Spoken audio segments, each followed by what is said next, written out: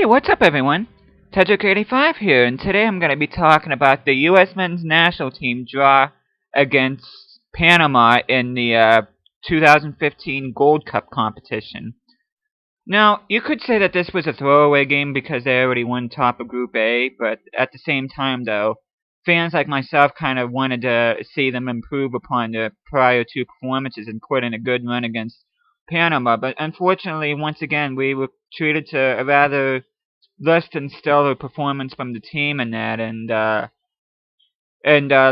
were actually behind 1-0 at halftime. Luckily, Michael Bradley scored a wonderful goal in that shortly at the start of the second half, and that able to salvage a draw against them. But needless to say, there's still some work to be done, and as a matter of fact, for the quarterfinal round, Jurgen Klinsmann has already made 3 changes to the squad, whereas he's going to bring in DeMarcus Beasley, Joe Corona, and Alan Gordon to replace Greg Garza, Alfredo Morales, and Josie Altidore, which out of those 3, Altidore is the least surprising out of the bunch because he just seems like he's been totally not fit for playing in this tournament now, and it definitely shows on his performances, especially the one against Haiti, where he had several good looks on net. He just chucked every single opportunity he had away. So, yeah, he may have the name in that. He may be one of the stars of this team, but that doesn't excuse him not being fit in that. And I know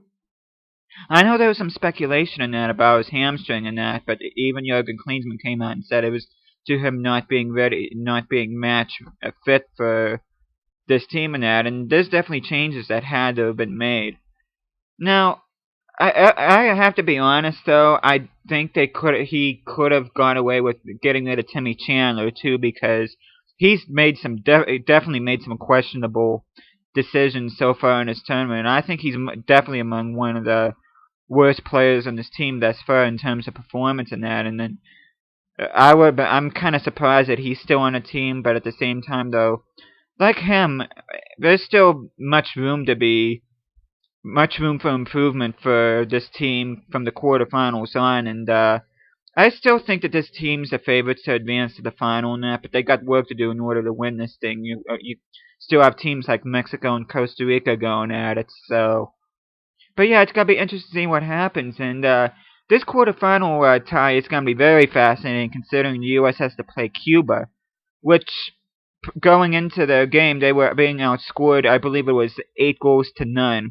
And then they won their game against Guatemala yesterday, and they were able to squeak into the quarterfinals in that, where they play the U.S. in that, which is a Cinderella story nonetheless, because Cuba is considered a minnow in this CONCACAF region, and no one really expected them to get this far in that, and it's definitely a team the U.S. cannot afford to underestimate by any chance, because they're in the quarterfinals for a reason. They certainly played a good game against Guatemala, and I think they could give the U.S. problems, especially a U.S. team that's a bit lacking in confidence right now. So it's definitely going to be a fascinating quarterfinal match. And but yeah, that's like I said in before. The U.S. is going to have to call on other players to step up besides the usual suspects of Clint Dempsey, Michael Bradley, and Brad Guzan, who I think are the 3 best players in the tournament right now. And yeah, they're definitely, even in the game against Panama, those 3 were pretty much playing inspired football, and they're definitely gonna need some support in that. They need some players to step up, definitely. Mixtiskerud, Graham Zusi, of course, Aaron Johansson up in attack needs to be in a better position to help out Clint Dempsey in attack, and the defense still has some sorting out to do in that. But good thing we have a good goalkeeper in Brad Guzan, and they're able to keep the ball out of the net in that. But yeah, this quarterfinal match kind of puts me in mind of the round of 16 match for the U.S. women against Colombia, and that a lot of people didn't expect Colombia to be in the advanced past the group, but they certainly made it there for a reason, and they made things interesting for the U.S. women in that. And I expect the same thing from Cuba in that, being able to give the men not a very easy go at it, but hopefully with the changes that Jurgen Klinsmann made to the squad, hopefully they'll get a fire lit under them. They'll be playing some much more inspired football in that, because if they keep playing that they're playing right now, I do not see them defending their Gold Cup.